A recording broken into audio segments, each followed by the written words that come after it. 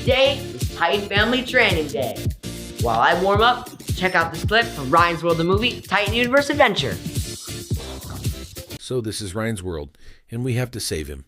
If you're not familiar with Ryan's World, let me break it down for you.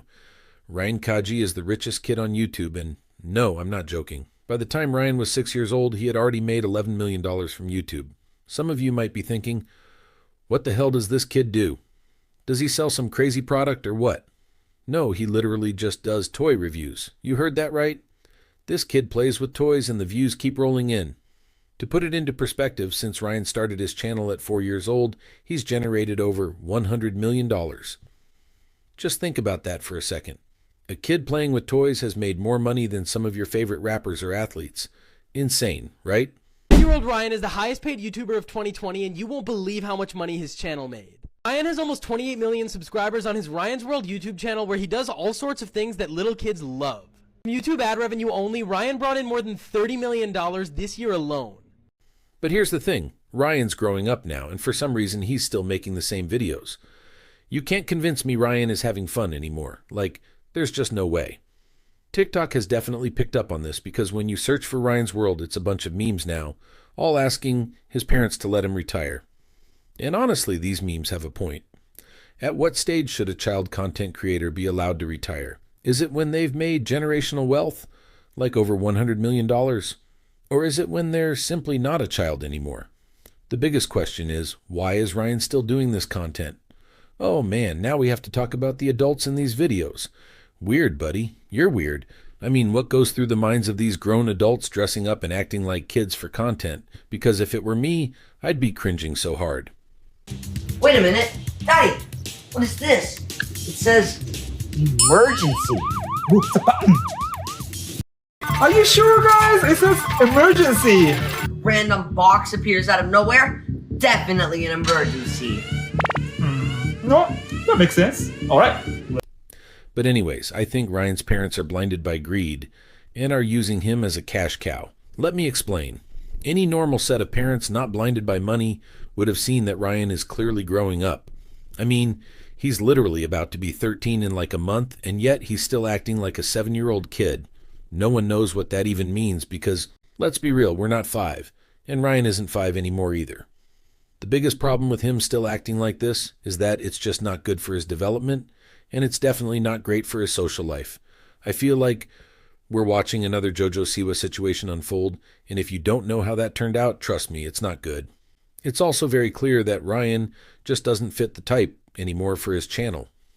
A quick look at his views shows that fewer and fewer people are watching Ryan's videos now compared to previous years. And it makes sense. He's not that little kid anymore. Why would people watch him when they can watch actual kid channels with actual kids? While doing some research, I found another channel called Gem Sisters. It featured 3 sisters who made content centered around kids when they were younger. Well, they're older now, and guess what? They don't make kid content anymore. The Gem Sisters channel now just reposts old videos, and the sisters have since made their own channels where they do age-appropriate stuff. I think this is a perfect example of how kid content creators should adapt their content as they grow older, not doing what Ryan and his parents are doing. Because at the end of the day, the person who's going to pay for all this is Ryan. And I don't mean pay as in dollars, I mean pay socially. You're on track to be a teenage billionaire. How much does Ryan get to keep of all this? Oh, be careful, Ryan. People recognize me and they're like, hey, you're Ryan. I just realized that we're famous. What's been the biggest sponsorship that you've said no to? Millions of dollars. We lost revenue of 70%. I just pushed through. You're the first creator ever to have a Macy's Day Parade balloon and to have a product in Walmart that sold over $1 billion. To just go from just a regular immigrant family and then now full-length feature movie, that's a big step. If like Ryan were to call it quits, what would happen? Do we really think that with the way teens are now, Ryan won't be severely bullied for his old videos? Speaking from experience, I used to have an old Minecraft YouTube channel, and every time I watch those old videos, I cringe. I cringe at my voice, my mannerisms, everything. And this was just some Minecraft videos. Now, I predict that when Ryan gets a bit older, maybe around 15 or 16, he's going to look back at his old videos, not from when he was a little kid, but from around this age, 12, 14, and he's going to cringe. Like, really cringe. Dressing up as a superhero was cute when he was younger, but now it's just why. And no, I don't blame Ryan. I blame his parents because obviously they know what they're doing. They probably got used to those millions coming in when he was a kid, and now that the money flow has slowed down, they're trying to milk whatever's left of Ryan's kid fame. And it's sickening. It's like they don't want to go back to the days of shoplifting at JCPenney for clothes. Oh yeah, did I mention Ryan's mom was arrested for shoplifting at JCPenney years ago? I'm not judging her, but it sure makes sense why she's milking him so hard. Just like the Mr. Beast drama is being milked, but that's a topic for another day. For Ryan's sake, I hope this YouTube saga ends soon so he can try to live a normal life for however long he can. He's already been stripped of a normal childhood, having gotten into content creation at 4 years old, but honestly, he doesn't need to do it anymore. They're already rich, and if they somehow blew through 100 million in about 8 years, they deserve to be poor. But even then, it's not worth sacrificing what's left of Ryan's childhood and teenage years just to keep the brand going. He deserves a chance to grow up without the pressure of being a public figure, to explore his own interests, and to figure out who he is outside of the Ryan's World persona. I think the best approach for Ryan and his channel is to do what the Gem Sisters did. He could create a new channel, still managed by his parents or whatever, but with content that reflects his age.